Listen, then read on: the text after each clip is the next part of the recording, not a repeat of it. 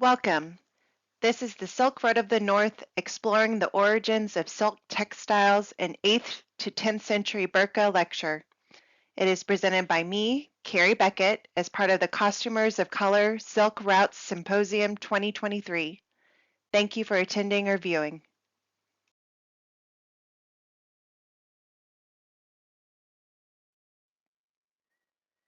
The class agenda is as follows.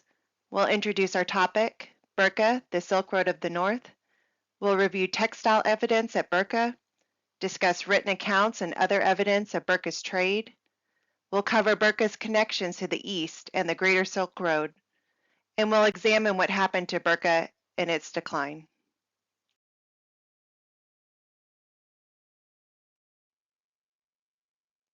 Welcome, and thank you for attending my lecture.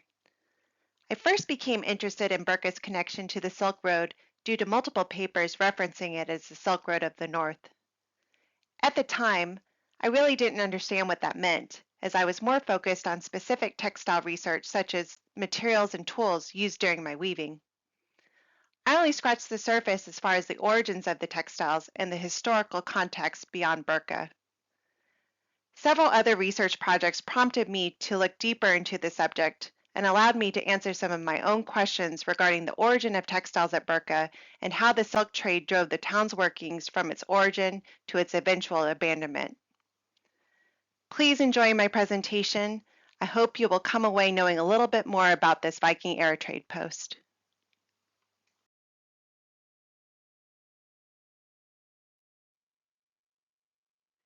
Introduction: The Silk Road and how it is associated with Birka, Sweden.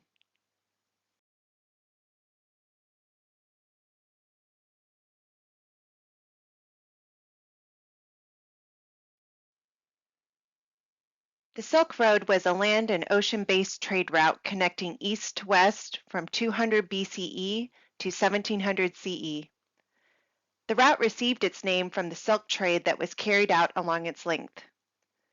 It originates in eastern China near the coast and extends to Constantinople, but there is a wealth of evidence that indicates silk traveled far beyond to Western Europe, Scandinavia, and the British Isles. One of the extended locations is known to be Birka, a historical town located in Sweden on the island of Björkö on Lake Mälaren.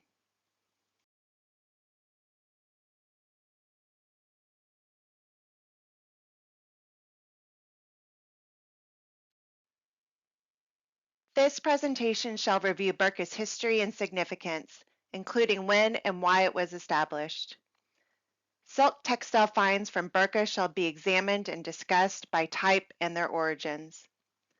Other trade-related extant objects such as coins and burial finds will be analyzed as far as their connections to Birka and the wider Silk Road. We will also cover eyewitness accounts and evidence along possible routes and how silk may have moved from production centers to Birka. Moreover, this presentation will address why Birka as a trade hub only survived 250 to 300 years and what may have led to its abandonment.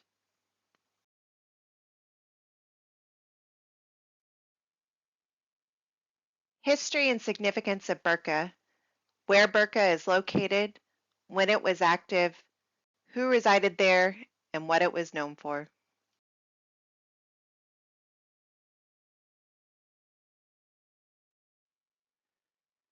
Birka was founded between 750 and 800 CE. The word Birka itself means place of cooperative trade, and as you might expect, it was representative of its name.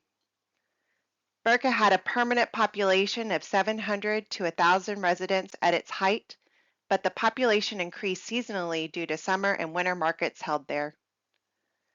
Birka was a thriving trade post where travelers converged to exchange goods.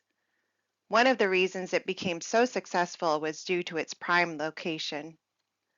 The port itself was strategically placed near the Baltic Sea in a secluded and secure bay, but it was easily reachable by large ships for trade.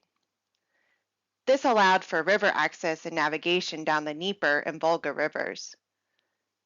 Birka was also perfectly positioned near northern, long-distance sea routes that ran between the British Isles and Western Europe, allowing the town to attain great wealth as a merchant settlement.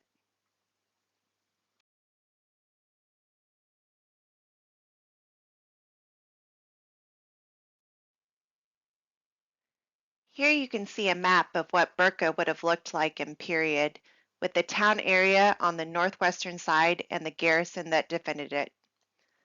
Birka was likely founded by Swedish royalty under the presumption of trade.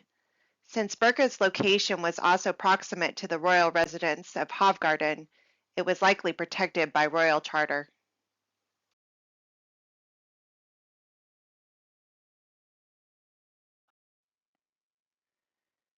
What we know of Birka is mainly due to evidence unearthed at burial areas and black earth sites. There are 6 cemeteries surrounding Birka and roughly 3,000 graves, only 1,100 of which have been excavated. The burials themselves represent different funerary traditions and hint at a diverse population. We are aware that the native Swedish burials possess cremation layers lying underneath grave mounds or stone enclosures shaped like boats. Foreign-style burials were also present at Birka, including inhumation in coffins and chamber graves. Given the types of burials and grave lines, Birka's population is thought to have been comprised of Swedes, Norwegians, Danes, Frisians, Germans, Wends, Balts, Finns, as well as inhabitants from the Kievan Rus. It is plausible that even Byzantine and Arab merchants made their way to Birka to trade and perhaps live, as later burials have evidence of this. One of the most significant finds at Birka relates to the amount of textile evidence discovered there. The town has 170 graves with textile evidence, 63 contain silk remnants, and 49 contain silk fabric.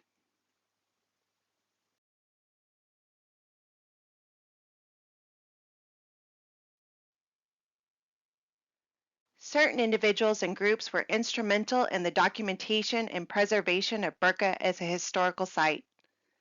Archaeologist Hjalmar Stolp, pictured on this slide, began the site's unearthing, excavating graves lying outside the walls of Birka between 1871 and 1895. Agnes Geiger, known by several Birka publications that exist as resources to this day, documented textile finds from Birka in 1938, recording 170 graves with textile findings, 49 of them containing silk. The United Nations Educational, Scientific, and Cultural Organization, UNESCO, recognized Birka's importance to early medieval European history. UNESCO declared Birka's archaeological site a World Heritage Site in 1993 CE.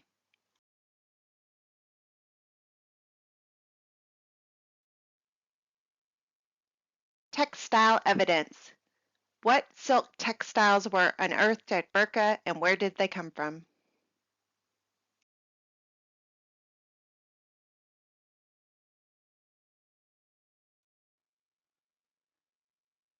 The silk at Birka dates from 9th to 10th century, with the bulk of it being from the 10th. While the Osberg Scandinavian burial site boasted more than 100 small silk fragments, the largest number of burial sites containing silk from the Viking Age have been found at Birka.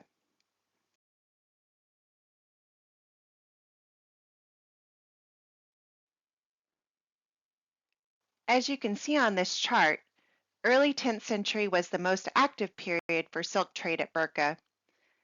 This increased activity also corresponds with written accounts and other archaeological evidence.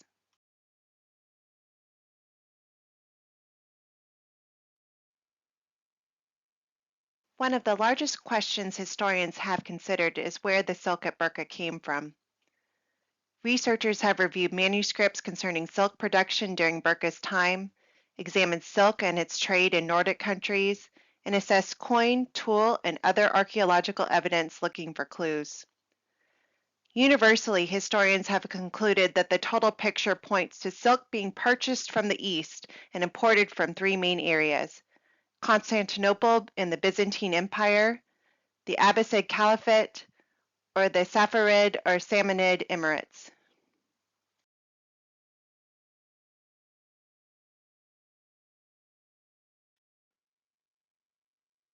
While silk may have been brought via Central Europe, evidence points to most of it coming by way of the Russian rivers Dnieper and Volga. This evidence comes in the way of grave finds. The type of silk found at Birka also tells a story about its origins. Burial sites revealed that the silk found at Birka was mainly Samite, which is a weave often originating in the Byzantine Empire. Samite silk was found at many locations along the Silk Road and was a luxurious and heavy silk fabric.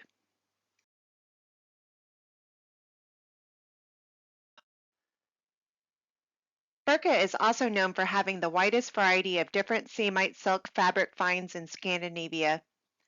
Silk tabby weave was found in 3 graves, and white Samite silk was found in 2 burials at Birka, as well as smaller fragments in other graves. All but one of the Samite fragments from Birka has a double inner warp, indicating the silk is likely Byzantine in origin, as they demonstrated this warp style.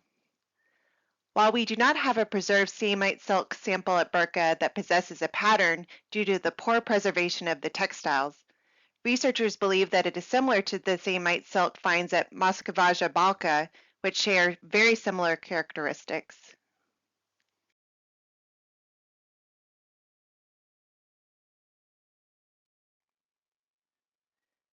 One 10th century Birka grave find excited researchers because it contained 2-colored silk damask with a pattern of stars and dots. Archaeologists believe this silk to have been produced in China, as the excavated fabric is similar to Han silks from Lulan and eastern Turkestan. Currently, this find is one of a kind for damask extants in Scandinavia during this time period.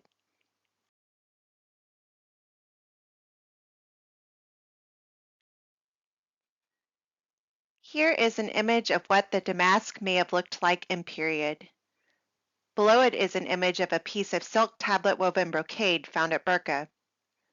Silk brocade tablet woven bands and silk embroidery also appeared amongst the finds, but had poor preservation. As much of Birka's archaeological site finds have yet to be published, there may be even more silk evidence to be discovered.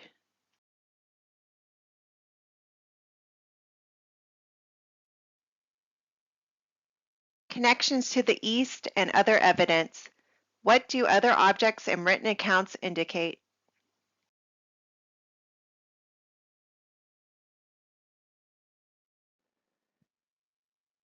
The wealth of silk findings are not the only evidence that supports Birka's connection to the Silk Road. Other archaeological evidence at Birka includes multiple foreign coins of different metal types, including gold, silver, and bronze from Byzantine and Arab sources. Birka is the only place in Scandinavia where 4 bronze coins from 4 different regions have been discovered. Historians have gone a step further and conjectured that all Byzantine coins from the 9th and 10th centuries found in Scandinavia are exclusively associated with Birka and its trade.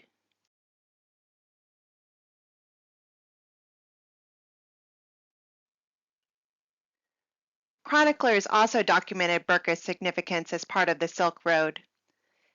In 870 CE, Rembert of the Frankish Empire wrote in his Vita Ansgari that Birka was a place where merchants from east to west met to discuss trade.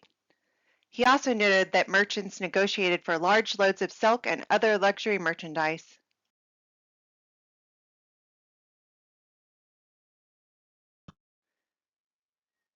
Birka can be included as part of the Silk Road from burial site findings alone, but strong evidence confirms the existence of multiple trade routes leading east from the town. The 2 most documented routes were along the previously mentioned Volga and Dnieper rivers. Rus traders were known to be very active on these routes due to their strong ties to Scandinavia and to the Byzantine Empire through their participation in the Varangian Guard. The Volga River route went through Bulgar and was frequented by traders coming from Central Asia and potentially even merchants carrying Chinese goods. Finds of coins minted in Central Asia show a connection from the production centers through the Volga-Oka region to Scandinavian sites such as Birka. It can be extrapolated that these routes were used for the silk trade. There are also written accounts documenting the Rus traders traveling the Volga had access to foreign merchandise such as silk.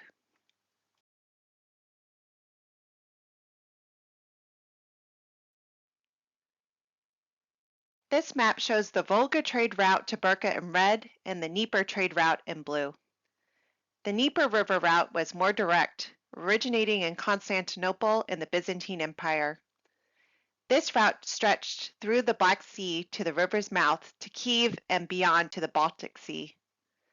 Substantial physical and archaeological evidence along this route support it being used predominantly by Rus and Swedish traders. This can be evidenced by the roughly 2,500 runestones erected on this route from 9th to 10th century. The Dnieper is considered to be the main route that goods traveled to and from Constantinople to Birka. This route also tended to be extremely dangerous and difficult to navigate. Emperor Constantine VII describes the laborious journey along the Dnieper to Constantinople in De Administrando Imperio. A band of traders joined up with us in Kiev. Along the river, we were attacked by dangerous locals. Then we needed to pass through rapids and cataracts. Eventually, our party had to carry the boat through the shallows. The Dnieper route was highly active, but gradually began to decline in the 10th century due to Kiev's taxation, and likely shifted operations to the Volga trade route. However, it is unlikely the trade via Kiev would have completely stopped. Coins and other object finds throughout these river systems show, however, that the trade with the East happened for an extended period of time.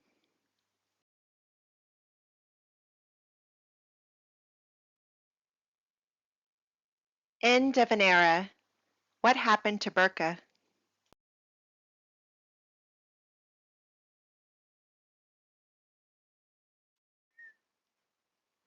One of the largest open questions regarding Birka is centered around the reason for its sudden decline and ultimate abandonment in the mid-10th century.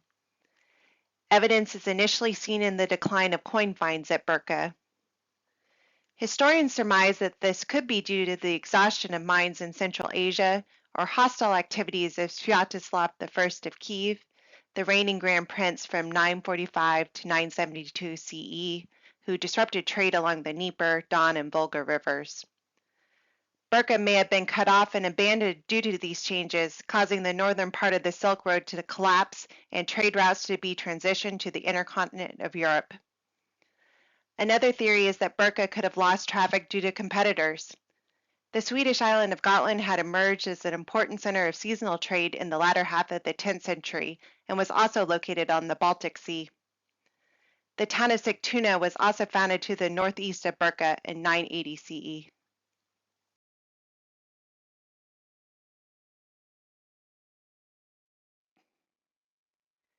Increasing demand for silk was also emerging in Anglo-Saxon and Frankish kingdoms in northwestern Europe.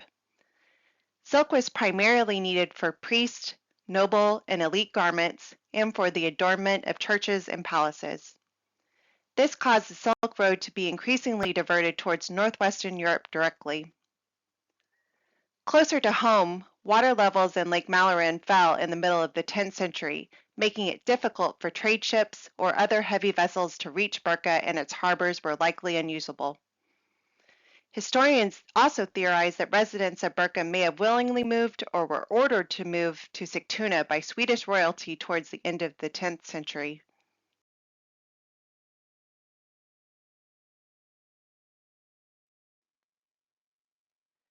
While it only lasted 2 centuries, Birka's reign as the largest economic center in Sweden did not end due to war or plague, but rather due to a combination of circumstances, including changing trade routes, water levels, new trade centers, taxation, and hostility along usual trade routes.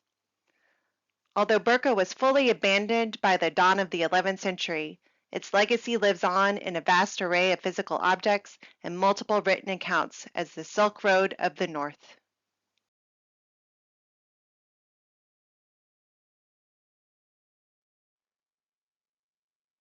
Thank you. That concludes my presentation on Birka, the Silk Road of the North. If you would like to read my paper on the topic, please contact me through the links provided on the Costumers of Color Silk Routes Symposium website.